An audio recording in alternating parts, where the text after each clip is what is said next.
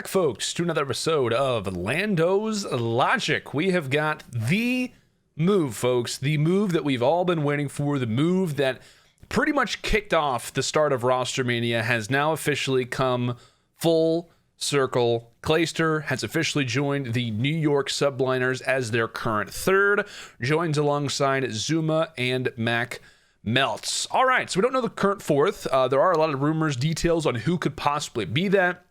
There was a rumor report that came out just the other day from Intel Call of Duty talking on how the New York Subliners have showed or expressed interest in guys like John or Hydra. Hydra coming from the French scene, John obviously having the leave of absence from last year.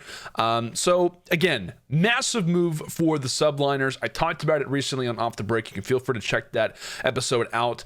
But I just wanted to kind of talk on this specifically again because I think that it cannot be understated how big of a move this is for New York. Because again, I know there's going to be a lot of focus on, you know, the fact of Clayster leaves the Dallas Empire, and it's going to kind of all about be that rivalry.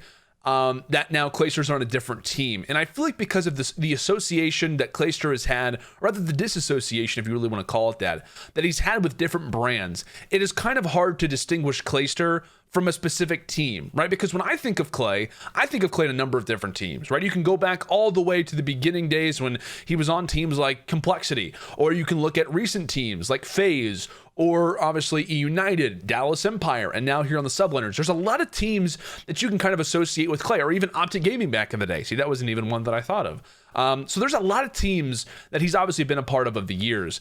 And so I feel like if you are New York, holding on to someone like Clay for as long as you possibly can is going to be in your best interest, right? Because we have seen the success that this guy has. We know the brand that this guy has primarily, which is probably one of the biggest reasons for signing someone like him. It's not just because you get a great player, but it is also because you get one of the, if not the biggest storyline coming into next year and coming into future years, right? Because when we talk about Clayster leaving Dallas Empire, that's going to be the storyline, right? We talk about launch weekend. It was going to be this massive thing between Crim and Scump, right? It was Dallas Empire versus Chicago Huntsman. It was Huntsman versus Optic. It was Slashers Optic, right? Those were kind of the big stories, along with a number of different other things. But those were kind of the stories, right, coming into the first event. The story now, right, is going to be Clay leaves the Dallas Empire, or rather, pretty much the Dallas Empire chooses that he is the player that they're not going to move forward with coming into next year. And now he's going to have to face off against that team, right? He's going to have to face off against the World Championship lineup. And so, again, I think that this move for New York cannot be understated how big this is for the brand itself. Because if they can hold on to someone like Clay, which brands haven't been able to do that recently, as sad as it sounds, right? United, they don't join franchising. That team doesn't really stick together. Clayster talked on it, how the Twins were kind of more interested and wanted to go with the roster that they play for here in Modern Warfare. Obviously, he gets kicked off of this Dallas Empire team, technically, as we go from 5v5 to 4v4. He's constantly having this change of position. And so I think if you are New York, holding on to someone like him will only benefit you for the future. Because when we talk about franchising, people's instant association when it comes down to brand success is just this idea of placements, right? It's just this idea of, oh, well, you know, you win and that's kind of how, you know, you make money. Not the case, right? When it comes to that's not the case when we talk about a major brand like these teams are here in the CDL, right? They want to sell, right? They want their teams to be likable.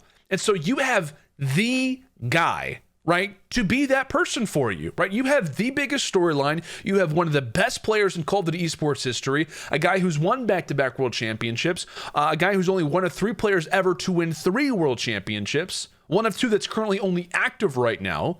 It's unbelievable, right? The accolades that he has, and now this transferring storyline of what could be for the first time in Call of Duty history that we see 3 world championships back to back to back. And so, like I said, instantly, New York goes from being what was a solid team last year to now being what is going to be one of the most talked about, one of the most viewed, one of the most hyped rosters coming into this year. So again, can't be understated. This move for New York as a franchise, this move for New York really just from an organization point of view having someone like Klay on the roster is only going to benefit you in a multitude of ways. Now, we've talked about the brand, right? The ability for him to sell pretty much fans on this storyline and on this team in specific. But really joining this group in particular, I feel like it's great as well, because he joins alongside Zuma, guy that he's played for with on multiple teams, multiple titles, or rather I should say multiple titles. AW, Black Ops 3, IW, won 3 championships with him under FaZe. A majority of those coming with that FaZe team at the end of Advanced Warfare. He joins a great coaching staff and Revan and JP, but primarily for me, not only does he join this great group, but he also joins alongside Mac. And we don't know who the fourth is going to be, so that's very much up in the air right now. But he joins alongside a young player like Mac. And the reason why this is so important, especially if you are a New York team, because of how much positive that Mac gave you as a player, is because we've seen Clayster in the last 2 World Championship events, right? In the last 2 COD champs, he has taken 4 total young players and made them champions, right? Took the Tiny Terrors in E United, world champions. Most recently, right? We talk about Illy, we talk about Shotzzy. You could even throw Hook in there in a certain way, even though Hook's played for such a long time. But regardless, he has seen success and he knows how to work with young guys. And so I feel like for this New York team, I really wouldn't hate it if they were to add an extra young guy onto this roster to kind of round this thing out. Because if you have someone who is unbelievably talented, you bring him onto this roster, typically it does generate success. Now we go from 5v5 to 4v4. That changes up a lot of things, and I totally understand that.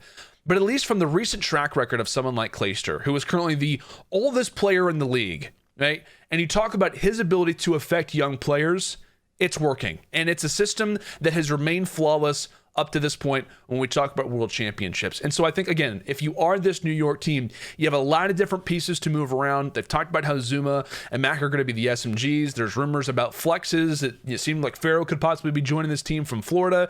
That doesn't happen. Regardless of where you go, I think you have a lot of flexibility for the future, and you have the brand at the very least for the nearby future when we talk about this team. And so again, Clayster has talked about it a number of different times. He wants to have a stable home, right? He wants to be on a team for a long period of time. That was one of the biggest storylines with FaZe, right? He wanted to have a stake in that team, right? All the way back then. He wanted to have a long stay on a roster. That's the reason why E United was so interesting to him, because it was a brand that he could kind of, in some ways, call his own. And I realize franchising is different.